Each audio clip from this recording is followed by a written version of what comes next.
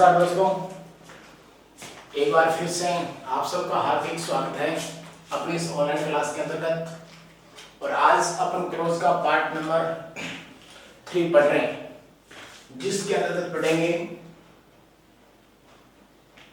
Use of home, home का प्रयोग। अब भैया होम का प्रयोग कहाँ करना है, क्यों करना है? होम का प्रयोग करेंगे अपन दो सिंपल सेंटेंस को कंबाइन करने के लिए और उनसे एक कॉम्प्लेक्स सेंटेंस बनाने के लिए। और फिर उस कॉम्प्लेक्स सेंटेंस के अंतर्गत अपन को मिलेंगे क्लोज। फिर वो क्लोज कौन कौन से होंगे वो अपन को देखने हैं। अब देखिए होम के बारे में थोड़ा सा डिटेल से जानते हैं।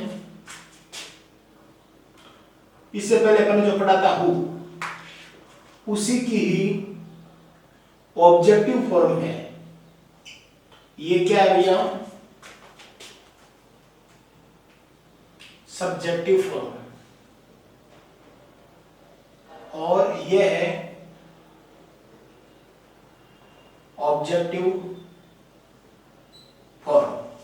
इसका मतलब यह है कि हु से अगर कोई क्वेश्चन स्टार्ट होता है तो आंसर में कोई सब्जेक्ट आता है, हुम से कोई क्वेश्चन स्टार्ट होता है तो उसके आंसर में ऑब्जेक्ट आता है।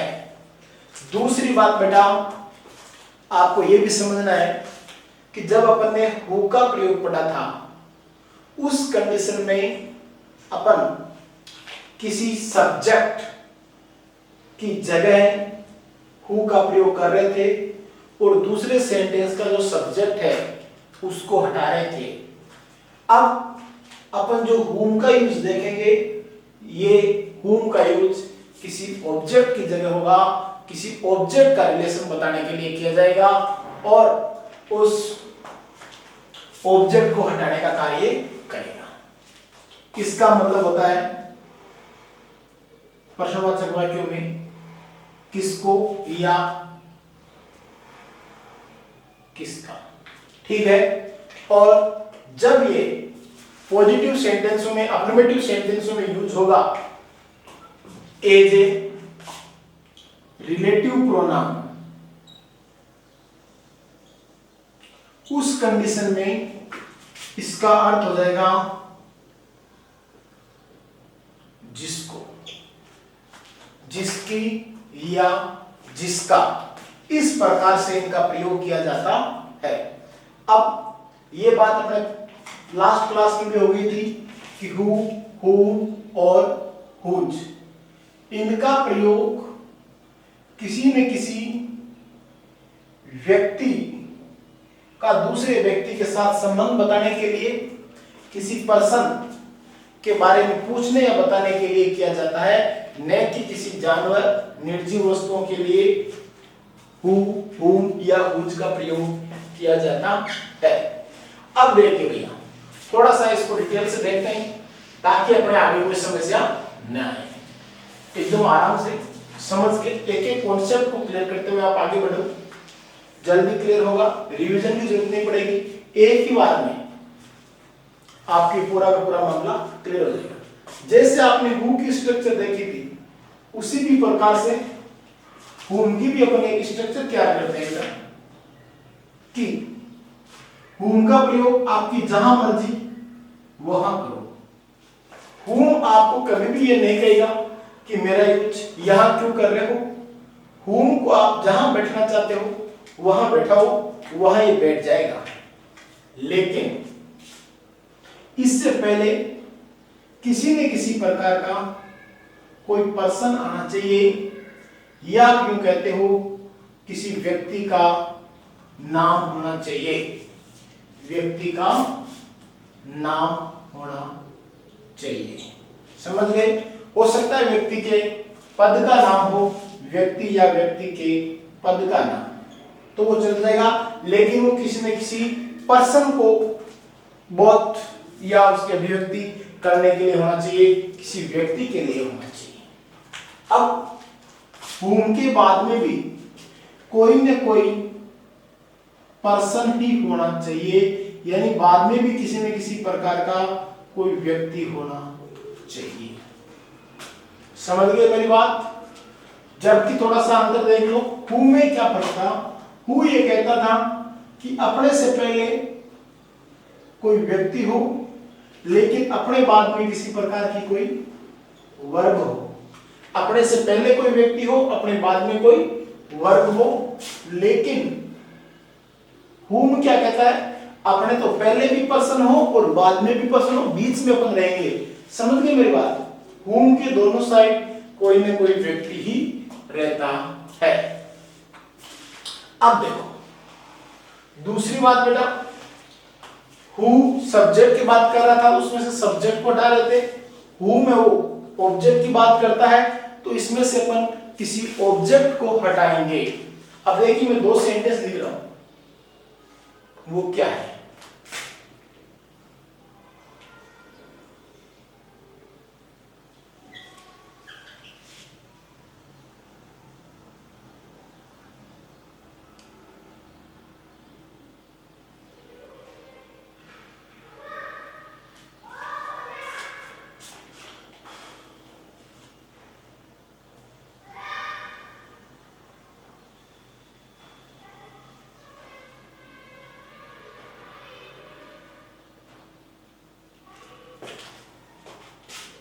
ऑन टीचर्स डे, और यहां ब्रैकेट में आपको लिखा हुआ मिलेगा WHOM, होम। इस होम की सहायता से ये दो सेंटेंस है, इन दोनों सेंटेंसों को आपस में कनेक्ट करना है और कनेक्ट करके एक नया सेंटेंस, कॉम्प्लेक्स सेंटेंस आपको क्रिएट करना है। Rajiv is a teacher, Rajiv एक टीचर है। Principal rewarded him on teachers day, principal ने उनको टीचर्स डे के दिन सम्मानित किया था। हो से कनेक्ट करके एक कॉम्प्लेक्स सेंटेंस बनाए।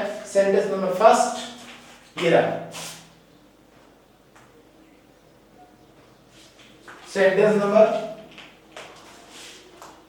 सेकंड। हल्का सा फोकस करो और इसमें थोड़ा सा जल्दबाजी नहीं करने का, क्योंकि ये टाइम लगने वाला चैप्टर ही नहीं है। इसमें थोड़ा सा टाइम लगाना है ताकि अपन को क्लियर हो जाए, क्योंकि ज्यादा सरल होता है उसमें गलत होने के चांसेस ज्यादा रहते हैं। अपन थोड़ा सा टाइम नहीं देते हैं और उसमें ये तो बिल्कुल इजी आ गया यार, इसको तो उठा के अभी लगा देंगे। ठीक है, ये होम थोड़ा सा साफ लिख लो, दिखा नहीं होगा, ये लो। ठीक है, अब ये सब्जेक्ट और ये हो गया इसका प्रेडिकेट। ठीक है, एप्रोच ये सब्जेक्ट, ये हो गया पूरा का पूरा प्रेडिकेट। अब देखो राजीव एक टीचर है, अपने आप में स्वतंत्र वाक्य है। प्रिंसिपल ने उसको अध्यापक या शिक्षक दिवस पर सम्मानित किया। उसको किसको? उसका अर्थ लेने के लिए इधर आना पड़ेगा ना, राजीव को सम्मानित किया, तो वो सेंटेंस है वो हो गया सबऑर्डिनेट सेंटेंस, यानी कि आश्रित उपवाक्य। यानी वो ये जो वाक्य है वो पहले वाक्य के ऊपर अपना अर्थ देने के लिए निर्भर है, यानी कि वो डिपेंडेंट है पहले वाक्य के ऊपर। अपने आप में इसको नाम देना चाहो तो डिपेंडेंट सेंटेंस, इसको नाम देना चाहो तो इंडिपेंडेंट। ठीक है, अब दोनों मिलकर एक कॉम्प्लेक्स। यहां थोड़ा सा ध्यान रखना भैया, अब यहां पर्सन, राजीव भी पर्सन, टीचर भी पर्सन। राजीव किसके लिए आया? टीचर के लिए आया, कोई लफड़ा नहीं है। आप जहां अगर आपको लगता है मैं टीचर को काम मिल लूं तो टीचर को काम मिल लो, आपको लगता है मैं राजीव को काम मिल लूं तो राजीव को काम मिल लो। जहां तक बेटा संभव हो वहां तक किसी व्यक्ति का नाम आए तो व्यक्ति के नाम को ही काम में लो। ये तो पद का नाम है, इसको तो आप बाद में भी काम में ले सकते हो, पहले उस व्यक्ति खुद को काम में लो। तो यहां पर आ गया राजीव। समझ गए भैया?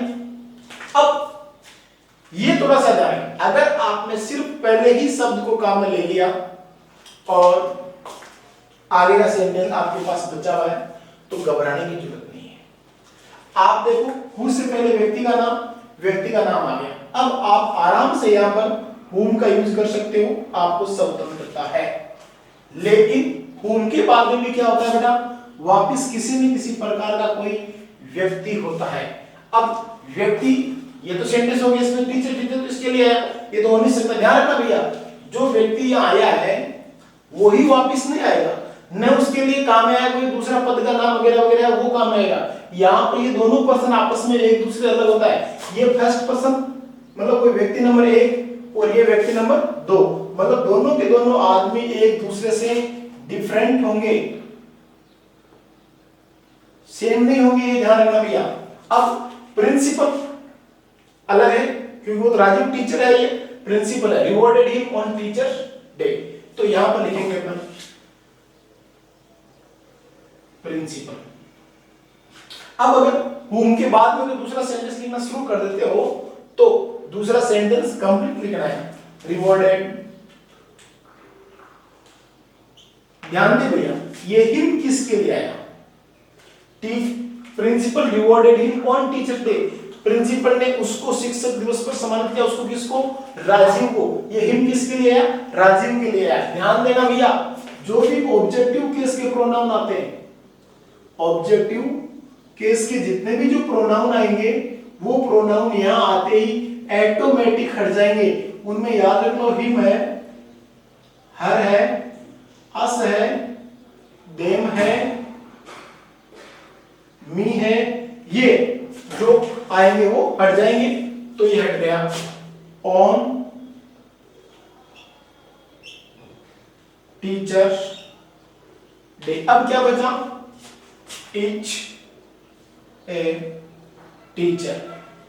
जो बातें बची उनको है जैसा जैसा वापस, Rajiv whom principal rewarded on teacher day is a teacher. ये पूरा का पूरा अपने पास में एक नया सेंटेंस बन गया, जिसको अपन ये कह सकते हैं कि ये एक कॉम्प्लेक्स सेंटेंस अपने पास में बन के तैयार हुआ है।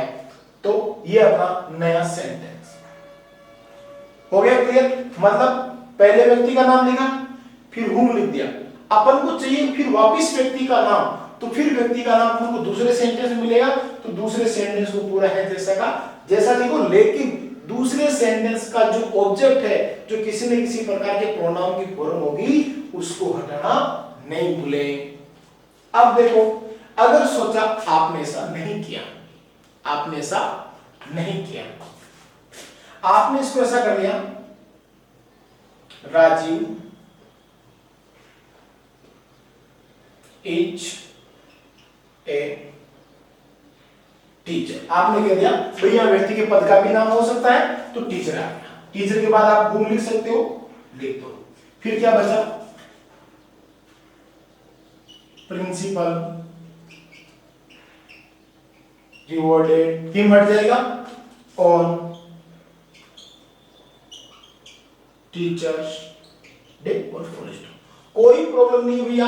Rajiv is teacher, whom principal rewarded on teacher day, दोनों के दोनों आपके सेंटेंस राइट है। बीच में लगाया तो भी उचित और स्टार्टिंग में लगाया तो भी ठीक। लेकिन ये जो कॉन्सेप्ट है, इस कॉन्सेप्ट को मत भूलना कि whom के दोनों साइड अलग अलग व्यक्ति रहते हैं, दोनों व्यक्ति सेम नहीं रहते हैं, समझ गए। और पहला जो व्यक्ति है, इसके लिए अगर कोई प्रोनाउन की फॉर्म आई है, ऑब्जेक्टिव फॉर्म, उस फॉर्म को हटाया जाता है। एक तो सेंटेंस इस प्रकार से आते हैं। अब देखो कुछ कंफ्यूजिंग सेंटेंस जिसमें अपने दोनों के दोनों ट्रिक काम नहीं ले सकते। पहला ट्रिक सब्जेक्ट के साथ whom लगाया, दूसरा ट्रिक ऑब्जेक्ट के साथ लगाया, तो भी अपने दोनों हिसाब से सही हो रहा है। कैसे भी किया आपका आंसर सही जाएगा। लेकिन अब कुछ सेंटेंस ऐसे होते हैं जिनमें आंसर एक प्रकार से करने पर ही सही आता है, दोनों मेथड फॉलो करने से आंसर सही नहीं आएगा। अब देखो वो कौन सा है।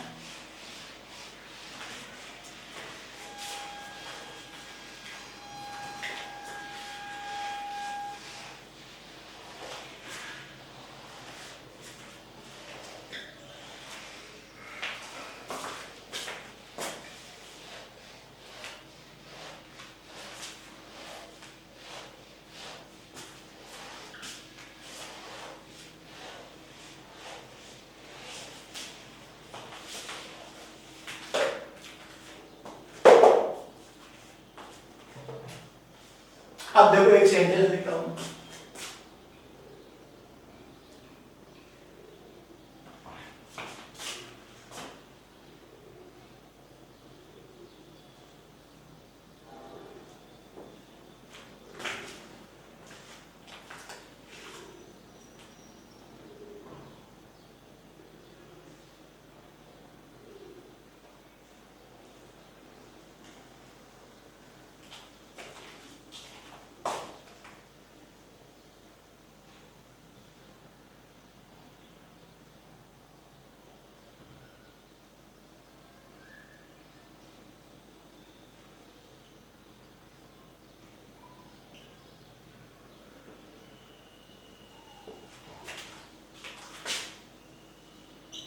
ये लो, आई नो राजेश, मैं राजेश को जानता हूं, आई नो राजेश, मैं राजेश को जानता हूं, Manish does not know him, Manish उसको नहीं जानता है, मैं हूं जो राजेश को जानता हूं, लेकिन मनीष है वो उसको नहीं जानता है।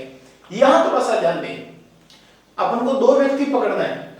यहां देखो, आई मैं खुद, राजेश, मनीष और मैं खुद, हम कितने लोग हो गए? यहाँ तीन लोग हो गए। अपन को कितने चाहिए? दो चाहिए। अब वो दो देखो कौन से होंगे। यदि अपन ने जो सबसे पहले सेंटेंस पढ़ा था कि सब्जेक्ट के साथ आप whom का प्रयोग कर दो, दूसरे सेंटेंस को एडजस्ट करो, फिर बची हुई बातें लास्ट में ले दो, उस अगर मेथड को यहां फॉलो करोगे तो आपका आंसर इनकरेक्ट हो जाएगा। रीजन यहां पर आया आई। अब सोचो कि अगले सेंटेंस में आई के बारे में मेंशन किया हुआ है क्या? आई कहीं नहीं आया।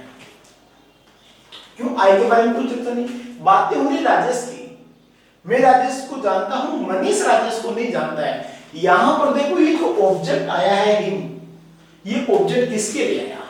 हिम किसके लिए आया?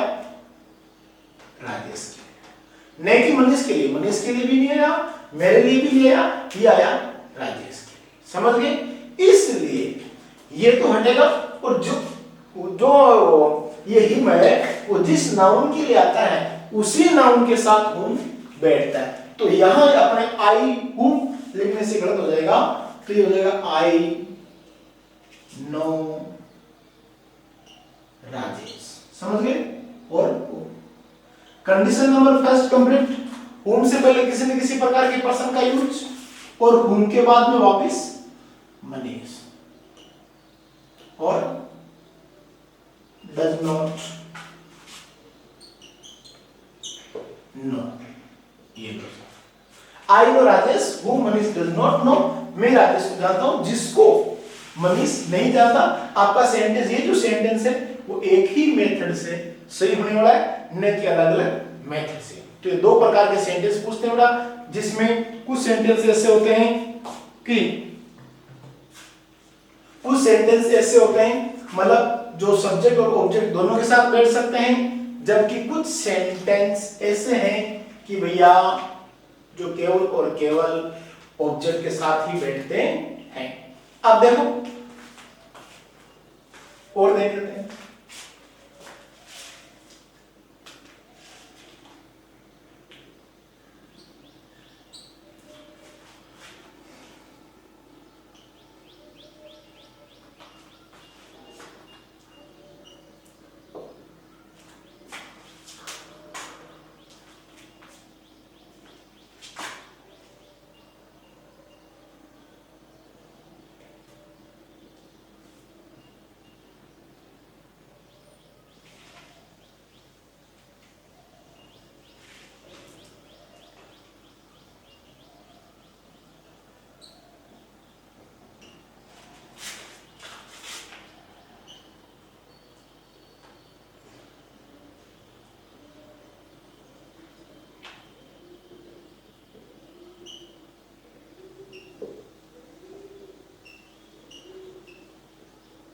ये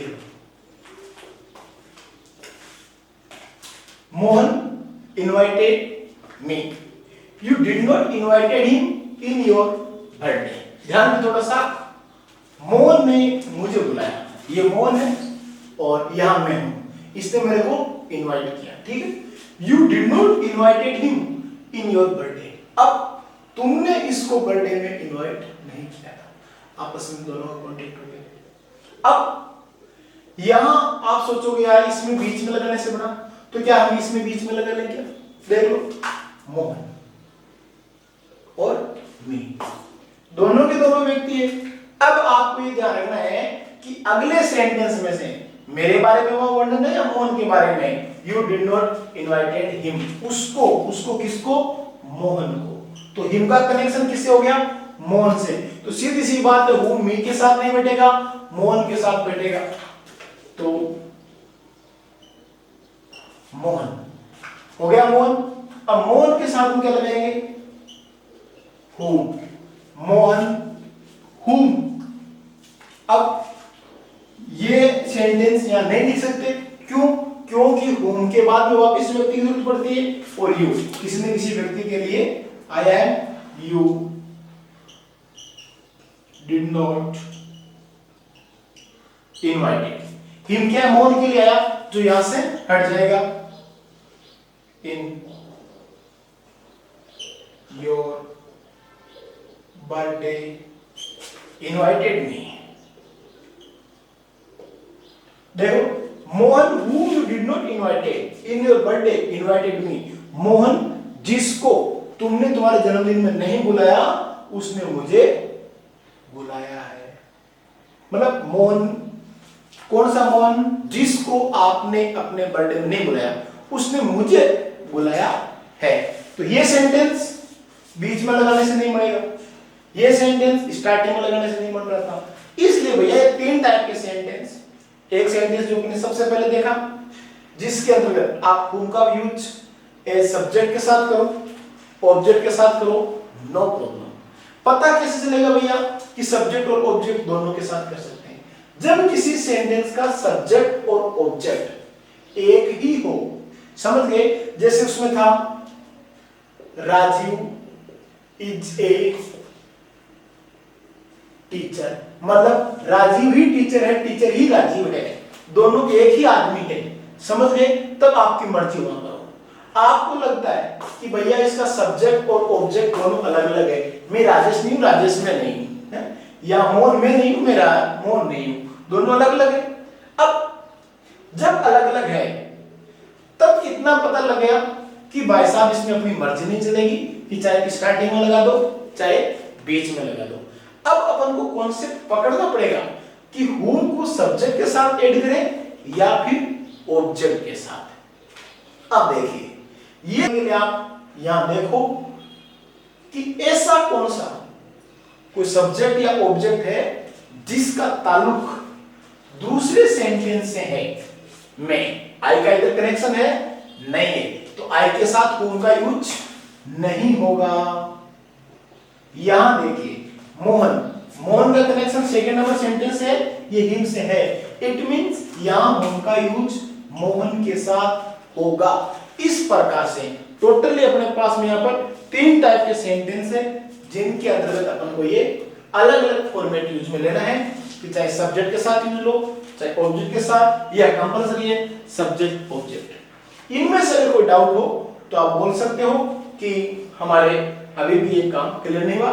टोटली तीन टाइप के सेंटेंस है भैया, फिर से रिवाइज कर रहा हूं। एक सेंटेंस जिनका सब्जेक्ट और ऑब्जेक्ट एक दूसरे के लिए ही बना हुआ होता है, वहां आपकी जैसी मर्जी वैसा काम कर लो। एक सेंटेंस जिनमें सब्जेक्ट और ऑब्जेक्ट अलग अलग होता है। अब जिस पर्सन के बारे में दूसरे सेंटेंस में मेंशन किया गया हो उसके साथ whom का प्रयोग करो। whom के दोनों साइड व्यक्ति रहते हैं, ये भी थोड़ा सा आपको ध्यान रखना पड़ेगा। ठीक है बेटा, तो ये हो गया यूज ऑफ whom। आज के लिए इतना ही। नेक्स्ट क्लास के अंतर्गत अपन पढ़ेंगे यूज ऑफ whose, जो इसी फैमिली से बिलोंग करता है। इसके बारे में आप थोड़ा सा स्टडी के में क्या रखें, और whom वाला जो ना, इसमें आप ऑन द सेंटेंस प्रैक्टिस के रूप में निकालें। और अगर कोई प्रॉब्लम हो तो कांटेक्ट करें आराम से, बेझिझक। ठीक है, टाइम देने के लिए बहुत बहुत धन्यवाद, और अपनी जगह स्वस्थ तंदुरुस्त बने रहो, और अपनी पढ़ाई को थोड़ा सा स्पीड दो, ताकि ये जो महामारी है वो आपके ऊपर अपना प्रकोप नहीं दिखा पाए। ओके।